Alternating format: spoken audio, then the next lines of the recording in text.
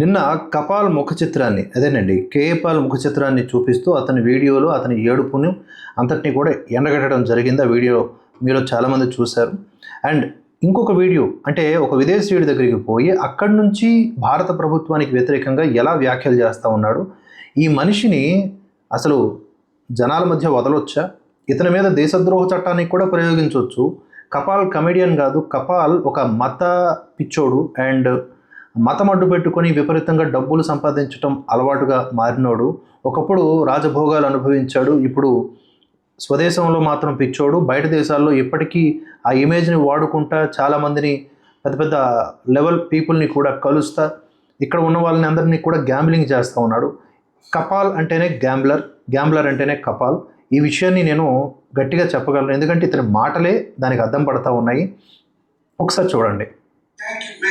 Dr. Paul, who's an American legend, he's traveled all over the world spreading not just the word of the Lord, but he's also been bringing people up out of poverty and helping spread common sense values all over the world. And right here in America, he's done so much good, not just for American guys, but the American church. And he's also fighting for freedom, fighting for liberty all over the world. And it's an honor to have him here in my office. I know he has a great relationship with Speaker Johnson and our president. And right now it's so important that he's working to fight to protect our Christians all across the world, especially right now in India, a country that's of vast geopolitical importance as we look at the 21st century and how important our relationship with China is going to be, how important our relationship with the rest of the world. But one of those most important countries, the most populous nation in the world right now is India. And we have hundreds of millions of Christians in India that look to Dr. Paul for leadership, and we hope that we can see them be protected, their missionaries be protected, their children be protected. And it's great to have Dr. Paul here with me in DC right now. Senator, thank you very much. The details I've explained to you. My good friend Prime Minister Modi and Home Minister Amit Shah is introducing this FCRA amendment bill that I met a lot of support, including Mike Johnson and Republic.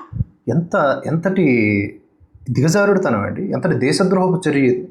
అరే, మన దేశంలో పెట్టినటువంటి ఒక bill గురించి నువ్వు ఎక్కడికో పోయి ఒక మిషనరీ గాడితో మాట్లాడతావేంటి, ఒక తెల్లతోలుడితో? వాడి కదా మనల్ని బానిసలుగా చేసుకొని ఊరేగాడు కొన్నాళ్ల పాటు. ఇప్పటికీ ఇక్కడ మిషనరీలను ప్లాన్ చేసి వాళ్ళ ఎజెండాల్ని నీలాంటి వాళ్ళతో జనాల్లోకి జొప్పింపజేస్తున్నారు కదా.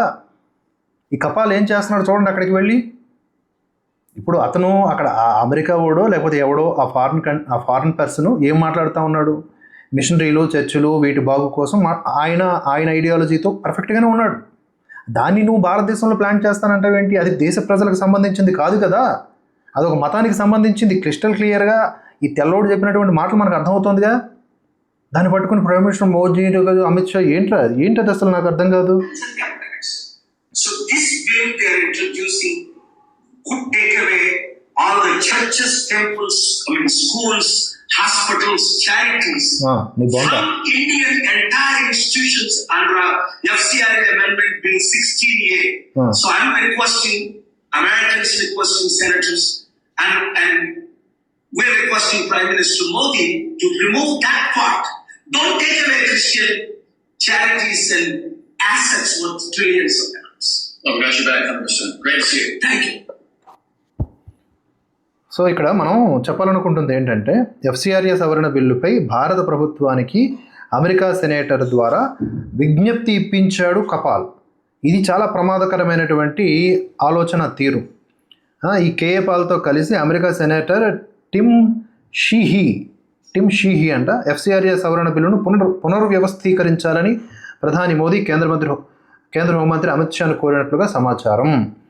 ఇక్కడ నీవు మాట్లాడుతున్నావు, నువ్వేదో ఏడుస్తున్నావు, సరిపోలే. నువ్వు అమెరికాకి పోయి అక్కడి నుంచి వీళ్ళ ఈ డబ్బాగాళ్ళని పెట్టి చెప్పేస్తే అమిత్ షా కపాల్ చెప్పాడు, అమెరికా వాడు చెప్పాడు అని చెప్పేసి ఇక్కడ పునర్వ్యవస్థీకరణ చేస్తారా? నువ్వు చెప్పినటువంటి సెక్షన్స్ ఏవైతే ఉన్నాయో ఈ బిల్లులో అవి ఎక్కడా కూడా వ్యతిరేకమైనవి కాదు. అరే నాయన, నీకు ఎక్కడి నుంచి పైసలు వస్తున్నాయి? ఒక్క లైన్లో చెప్తున్నాను చూడండి. ఎన్నిసార్లు చెప్పినా ఈ కపాల్కి అర్థం కాదు. నీకు బయట దేశమోడు ఎవడు పైసలు ఇస్తున్నాడు? సంస్థ ఇస్తోందా, పర్సన్ ఇస్తున్నాడా, బిజినెస్ మ్యాన్ ఇస్తున్నాడా, డైరెక్ట్గా గవర్నమెంటే ఇస్తోందా? ఎవడిస్తున్నాడు, ఎంత ఇస్తున్నాడు, ఎప్పుడు ఇచ్చాడు, అందులో నువ్వు ఎంత నీ ఆఫీస్ మేనేజ్మెంట్కి ఖర్చు చేయాలి అండ్ మిగతా ఎంత జనాల కోసం ఖర్చు చేయాలి, ఏ సేవా కార్యక్రమాలకు ఖర్చు చేస్తున్నావు, మేము అంటే భారత ప్రభుత్వం అనుమతించినటువంటి సేవా కార్యక్రమాలు కాకుండా నువ్వు ఇంకేమన్నా చేస్తున్నావా? ఇంత క్లియర్గా, అలాగే విదేశీ నిధుల ద్వారా సంపాదించినటువంటి ఆస్తులు కానీ ఏవైనా సరే నీ పర్సనల్గా ప్రాపర్టీ కింద రాసుకున్నావా? నీ ఎన్జిఓ అనేది యాక్టివ్గా ఉందా? ఒకవేళ యాక్టివ్గా లేదు, ఇన్యాక్టివ్గా ఉంది అనుకుంటే దానికి కొన్ని ఆస్తులు ఉంటాయి కదా, ఆ ఆస్తుల్ని భారత ప్రభుత్వానికి ఇవ్వాల్సి ఉంటుంది. ఎందుకంటే ఎన్జిఓ అనేది ఒక పర్సన్కి సంబంధించింది కాదు, ఒక వ్యక్తి సొత్తు కాదు. అది నిరంతరం సాగేటటువంటి ఒక ప్రక్రియ, దాని ద్వారా ఉండేటటువంటి కొన్ని లక్ష్యాలు ఉంటాయి ప్రతి ఎన్జిఓకి. ఇలాగా క్లియర్గా ఒక పారదర్శకత కోసం అని చెప్పేసి ఒక ఎఫ్సిఆర్ఏ బిల్లును తీసుకొస్తే మీకు నొప్పులు పుట్టిపోతున్నాయంటే ఇన్నాళ్ళు బాగా మరిగారా? ఈ 70-80 ఏళ్ల కాలంలో భారతదేశంలో బాగా మరిగారు, పెరిగారు, అరిగారు, తిరిగారు. ఇప్పుడు ఈ బిల్లుతో జరుగుతారు కూడా. అందుకని ఎట్టి పరిస్థితుల్లో ఫ్రెండ్స్, ఎఫ్సిఆర్ఏ బిల్లుకి ఎగెనిస్ట్గా ఎవడు మాట్లాడినా కూడా నా దృష్టిలో దేశద్రోహే. వాడు ఏమన్నా మనల్ని అనివ్వండి, అంధభక్తుడు అనివ్వండి, బీజేపీ మనిషి అనివ్వండి, ఏమైనా సరే ఈ దేశాన్ని మనం బలోపేతం చేయాలంటే విదేశాల నుంచి ఇష్టం వచ్చినట్లుగా వచ్చేటటువంటి డబ్బులను జల్లెడ పట్టాలి. వాడు ఎందుకు ఇస్తున్నాడో మనం కనుక్కోవాలి.